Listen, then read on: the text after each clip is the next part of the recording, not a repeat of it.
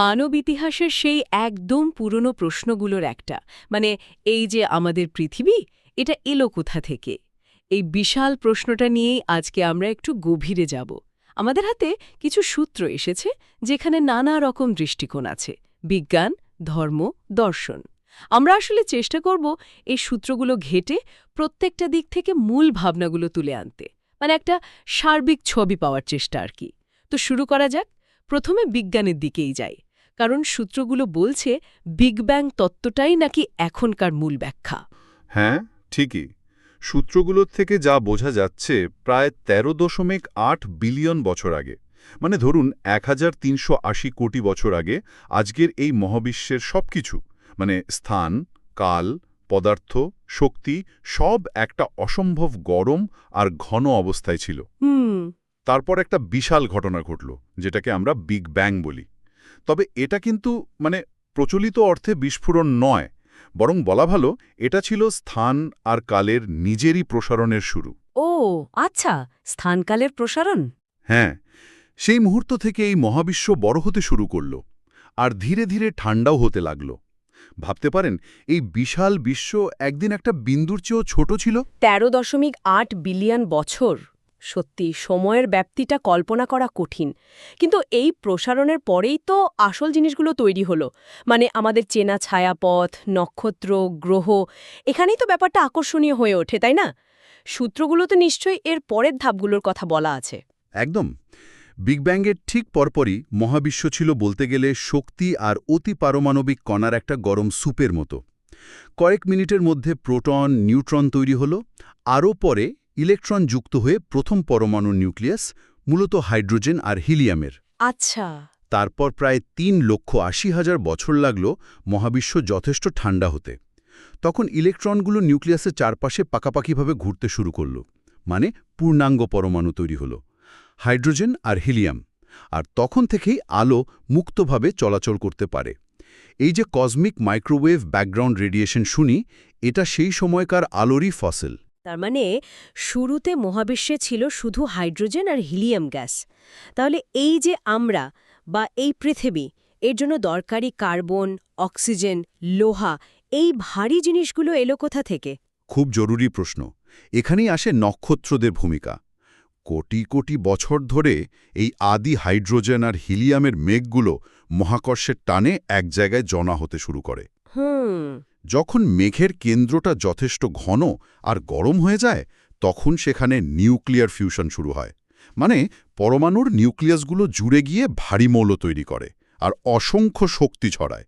এভাবেই জন্ম নেয় প্রথম তারাগুলো। তার মানে নক্ষত্রগুলোই হচ্ছে মহাজাগতিক কারখানা। ঠিক বলেছেন। ওখানেই হাইড্রোজেন, হিলিয়াম থেকে ধীরে ধীরে কার্বন, অক্সিজেন, লোহা এইসব ভারী মৌল তৈরি হতে থাকে। আর তারপর যখন বড় বড় নক্ষত্রগুলোর জ্বালানি শেষ হয়ে যায়, সুপারনোভার কথা নিশ্চয়ই আছে সূত্রগুলোতে। হ্যাঁ, অবশ্যই আছে। যখন খুব বড় নক্ষত্রের কেন্দ্রে লোহা তৈরি হয়ে যায়, তখন ফিউশন আর চলতে পারে না। নক্ষত্রটা তখন নিজের ওজনেই চুপসে যায়, আর তারপর এক প্রচণ্ড বিস্ফোরণ ঘটে। এটাই সুপারনোভা। ও, আর এই বিস্ফোরণের ফলেই নক্ষত্রের ভেতরে তৈরি হওয়া সব ভারী মৌলগুলো ছিটকে মহাশূন্যে ছড়িয়ে পড়ে। এই ছড়িয়ে পড়া জিনিসগুলো থেকেই পরে নতুন নক্ষত্র আর গ্রহ তৈরির উপাদান আসে। তার মানে আমরা আসলে নক্ষত্রের ধুলো, স্টার ডাস্ট। আমাদের পৃথিবীও কি তাহলে? একদম। আমাদের এই সৌরজগৎ মানে সূর্য, পৃথিবী আর অন্য গ্রহগুলো, এগুলো তৈরি হয়েছে প্রায় ৪৫০ কোটি বছর আগে, এমনি এক সুপারনোভার ছাই থেকে। আচ্ছা।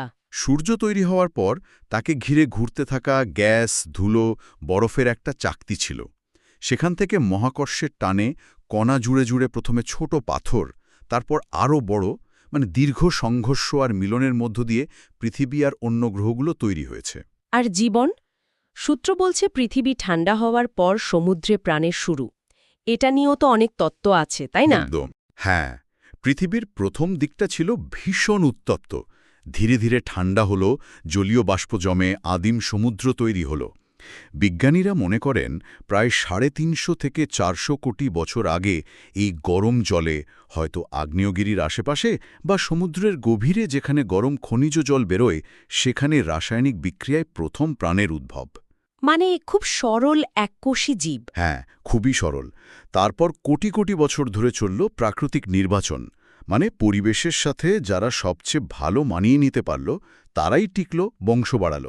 এভাবেই সরল থেকে জটিল, এককোষী থেকে বহুকোষী জীবের উদ্ভব।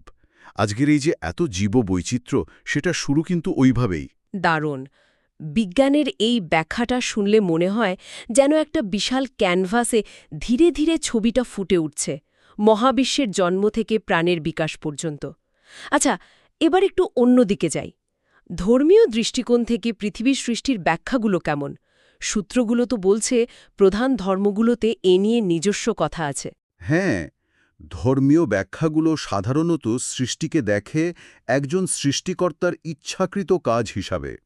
যেমন ধরুন, ইসলাম ধর্মে কোরআনে বলা আছে আল্লাহ আকাশ ও পৃথিবী ৬ ইয়াম বা দিনে সৃষ্টি করেছেন। সূরা আল আরাফের ৫৪ নম্বর আয়াতে এটা আছে। ৬ দিন, আমাদের ২৪ ঘন্টার দিনের মতো। এটা নিয়ে অবশ্য ইসলামী পণ্ডিতদের মধ্যে নানা মত আছে। ইয়াম বলতে ঠিক ২৪ ঘন্টা বোঝায় নাকি একটা দীর্ঘ সময় বা পর্যায়, সেটা নিয়ে ব্যাখ্যা আছে। তবে মূল কথা হল, সূত্রানুযায়ী এটা একটা পরিকল্পিত সৃষ্টি, মানে হঠাৎ করে হয়ে যাওয়া কিছু নয়। হিন্দু ধর্মের ধারণাটা তো আবার বেশ অন্যরকম, তাই না? সেখানে তো সৃষ্টি, স্থিতি, লয় একটা চক্রের মতো। ঠিক, হিন্দু ধর্মে সময়কে দেখা হয় চক্রাকার বা সাইক্লিক্যাল হিসাবে। এখানে ব্রহ্মা সৃষ্টি করেন, বিষ্ণু পালন বা রক্ষা করেন, আর শিব ধ্বংস করেন। এটা একটা অন্তহীন প্রক্রিয়া। একটা কল্প বা যুগ শেষে ধ্বংস হয়, আবার নতুন করে সৃষ্টি শুরু হয়। মানে এটা একবারের ঘটনা নয়, চলতেই থাকে। এটা কিন্তু বিজ্ঞানেরও এই সরল রৈখিক সময়ের ধারণা থেকে বেশ আলাদা।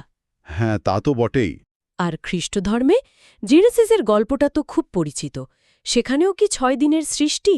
হ্যাঁ, খ্রিস্টধর্মের ওল্ড টেস্টামেন্টের প্রথম বই মানে জেনেসিসে আছে যে ঈশ্বর ৬ দিনে সবকিছু সৃষ্টি করেছেন। প্রথম দিন আলো, তারপর আকাশ, তারপর ভূমি, গাছপালা, সূর্য, চাঁদ, তারা, জলচর পাখি, আর শেষে স্থলচর প্রাণী ও মানুষ। আর সপ্তম দিন? সপ্তম দিনে ঈশ্বর বিশ্রাম নেন। তাই এই দিনটা মানে সাবাত খুব গুরুত্বপূর্ণ, বিশ্রামের দিন। এখানেও দেখুন মূল ভাবনাটা একই, সৃষ্টি ঈশ্বরের একটা সচেতন পরিকল্পিত কাজ। তাহলে দেখা যাচ্ছে ধর্মীয় সূত্রগুলোতে একটা কমন থিম আছে, এই মহাবিশ্ব বা পৃথিবী কোনো আকস্মিক বা উদ্দেশ্যহীন ঘটনা নয়। এর পেছনে একজন সৃষ্টিকর্তার ইচ্ছা বা পরিকল্পনা আছে। এখানে বিশ্বাসের জায়গাটাই প্রধান, তাই তো? একদম। প্রত্যেকটা ধর্মীয় ব্যাখ্যাই সৃষ্টির মধ্যে একটা অর্থ বা উদ্দেশ্য খুঁজে পায়। এখানে পদ্ধতিগত প্রমাণ বা লজিকের চেয়ে বিশ্বাস আর ধর্মগ্রন্থের বাণীই হল মূল ভিত্তি। ব্যাখ্যায় ভিন্নতা থাকলেও সুরটা একই, সৃষ্টি অর্থপূর্ণ। বিজ্ঞান আর ধর্মের এই দুটো পথের পর এবার একটু দর্শনের দিকে তাকাই। সূত্রগুলো বলছে দার্শনিকরা পৃথিবী সৃষ্টির প্রশ্নটাকে শুধু বৈজ্ঞানিক বা ধর্মীয় দৃষ্টিকোণ থেকে দেখেন না। তাদের কাছে এটা নাকি চেতনা, অস্তিত্ব, জীবনের অর্থ, এই সব গভীর বিষয়ের সাথে জড়িত। ঠিক কী রকম? আসলে দার্শনিকরা প্রায়শই কিভাবে সৃষ্টি হলো তার থেকে বেশি আগ্রহী কেন সৃষ্টি হলো বা এই সৃষ্টির মানেটা কি তা নিয়ে। সূত্রগুলোতে কিছু দার্শনিক চিন্তার ইশারা আছে, যেমন ধরুন ভাববাদ বা আইডিয়ালিজম। ভাববাদ সেটা কি? এই মতানুযায়ী আমাদের চেতনার বাইরে জগতের কোনো স্বাধীন অস্তিত্ব নেই, অথবা থাকলেও আমরা সেটা জানতে পারি না। মানে পৃথিবী বা এই মহাবিশ্ব ঠিক কেমন সেটা আমাদের উপলব্ধির ওপরই নির্ভর করে। জগৎটা আমাদের কাছে সেভাবেই ধরা দেয় যেভাবে আমরা তাকে ভাবি বা দেখি। এটা তো বেশ অন্যরকম কথা। তার মানে জগৎটা বস্তুনিষ্ঠ নয়, পর্যবেক্ষকের ওপর নির্ভরশীল। এটা কি বিজ্ঞানের বস্তুবাদের সাথে সরাসরি সংঘাতে যায়? কিছুটা তো বটেই। বিজ্ঞান তো বলে যে আমাদের চেতনা থাক বা না থাক একটা বস্তুনিষ্ঠ বাস্তব জগৎ আছে, কিন্তু ভাববাদ প্রশ্ন তোলে চেতনা ছাড়া সেই বস্তুনিষ্ঠ জগৎকে আমরা জানব কিভাবে। আরেকটা দার্শনিক ধারণা যা সূত্রগুলোতে উঠে এসেছে তা হল সৃষ্টি হয়তো একটা অনন্ত প্রক্রিয়া, যার কোনো শুরু বা শেষ নেই। হিন্দু দর্শনের চক্রাকার সময়ের মতো? কিছুটা সেরকম, কিন্তু হয়তো কোনো ঈশ্বরীয় শক্তি ছাড়াই। মহাবিশ্ব নিজেই হয়তো চিরন্তন, সে শুধু বদলে যাচ্ছে, কিন্তু তার উৎপত্তি বা বিনাশ নেই। এই ধারণা অনুযায়ী পৃথিবী সৃষ্টির প্রশ্নটা হয়তো ভুল প্রশ্ন, কারণ এর কোনো আদি নেই। তাহলে কি দার্শনিক দৃষ্টিকোণ থেকে কোনো একটা নির্দিষ্ট উত্তরে পৌঁছানো সম্ভব নয়? এই খোঁজটা কি চলতেই থাকবে? দেখুন, দর্শনের কাজই হল প্রশ্ন তোলা, বিভিন্ন সম্ভাবনার দিকগুলো খতিয়ে দেখা, আমাদের চিন্তার দিগন্তকে আরও বড় করা। অনেক দার্শনিক প্রশ্নেরই হয়তো একটা মাত্র ফাইনাল উত্তর নেই। পৃথিবী সৃষ্টির প্রশ্নটা দার্শনিকদের কাছে শুধু একটা ঘটনা জানার বিষয় নয়, এটা বরং আমাদের নিজেদের অস্তিত্ব, আমাদের জ্ঞানের সীমা, এই মহাবিশ্বে আমাদের জায়গাটা কোথায়, এ সব নিয়ে আরও গভীর প্রশ্ন তোলার একটা উপলক্ষ। সূত্রগুলো এটাই ইঙ্গিত করছে যে এটা একটা গভীর রহস্য। মানুষ যুগ যুগ ধরে এর মুখোমুখি দাঁড়িয়ে অবাক হয়েছে, প্রশ্ন করেছে। উত্তর খোঁজার এই যে চেষ্টা, এই যাত্রাটাই হয়তো বেশি গুরুত্বপূর্ণ। বোঝা গেল। তাহলে আমরা ৩টে আলাদা রাস্তা দেখলাম। বিজ্ঞান খুঁজছে পর্যবেক্ষণ পরীক্ষা দিয়ে কার্যকারণ, ধর্ম খুঁজছে বিশ্বাস আর উপলব্ধির মধ্যে দিয়ে অর্থ আর উদ্দেশ্য, আর দর্শন যুক্তি দিয়ে প্রশ্ন করছে একেবারে গোড়ার কথাগুলো নিয়ে, অস্তিত্ব, চেতনা, এইসব। হ্যাঁ, যদি আমরা সবগুলোকে একসাথে দেখি, সূত্রগুলো থেকে পাওয়া ৩টে মূল ধারণা পরিষ্কার হয়।